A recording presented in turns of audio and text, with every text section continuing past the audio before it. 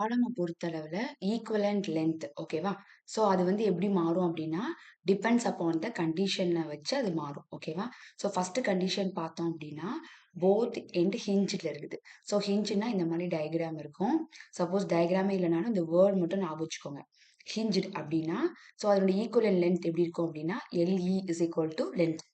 ஓகேவா? Effective length எப்படி இருக்கும் அப்படின்னா, என்ன லென்த் குடுத்துருக்காங்களோ அத அப்படியே எடுத்துக்கணும். ஸோ அதே மாரி ஆய்லர்ஸ் ஃபார்முலா வந்து pi square EI divided by LE square ஓகேவா? ஸோ இப்போ நம்ம இன்ஸ்டெட் ஆஃப் LEக்கு பதிலா எல் நம்ம சப்ஸ்டிட்யூட் பண்ணோம் அப்படின்னா, ஸோ வந்து இந்த ஃபார்முலா வந்து எப்படி மாறிடுது அப்படின்னா, pi square EI divided by L square. ஓகேவா? ஸோ இந்த ப்ராப்ளம் குடுத்தாங்க அப்படின்னா, நீங்க 2 விதமா சால்வ் பண்ணலாம். ஃபர்ஸ்ட்டே இந்த கண்டிஷன நீங்க அப்ளை பண்ணிட்டீங்க அப்படின்னா, கிவன்லயே ஜஸ்ட் இந்த ஃபார்முலா ஒரு இது மட்டும் நீங்க மனப்பாடம் பண்ணா போதும். நீங்க எல்லாமே நீங்க சால்வ் பண்ணிடலாம். ஓகேவா? இந்த சைடு இஸ் ஈக்குவல் டூ இந்த சைடுல இருக்கிறத நீங்க பை ஹார்ட் பண்ணணும்னு அவசியம் கிடையாது.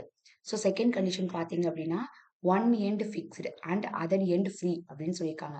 ஸோ ஒரு சைடு பாருங்க ஃபிக்ஸ்டா இருக்கு. இன்னொரு சைடு எதுவுமே இல்ல. ஓகேவா?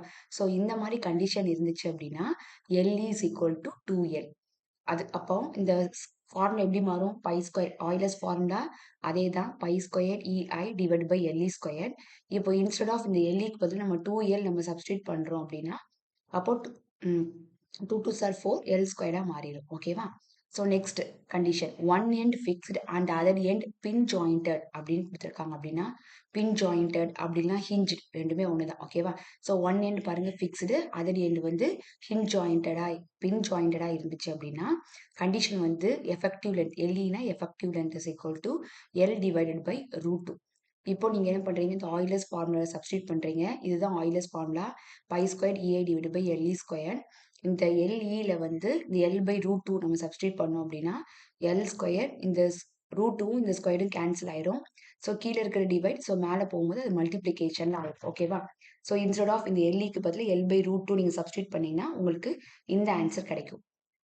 Next when both end fixed are encastred ரெண்டுமே ஒரே வேர்ட் தான். சப்போஸ் போத் சைட் ஃபிக்ஸ்டா இருந்துச்சு அப்படின்னா, ஸோ கண்டிஷன் என்னது அப்படின்னா, LE அதோடைய formula LE is equal to L/2. ஓகேவா? இதுதான் Euler's formula. Pi square EI divide by LE square.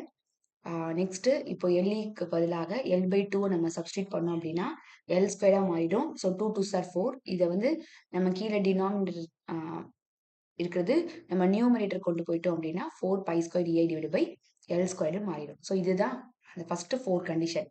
இந்த 4 கண்டிஷனை நீங்க நல்லா மனப்பாடம் பண்ணிக்கணும். ஓகேவா? ஸோ உங்களுக்கு இது புரிஞ்சிருக்கணும்னு நினைக்கிறேன். தேங்க்யூ.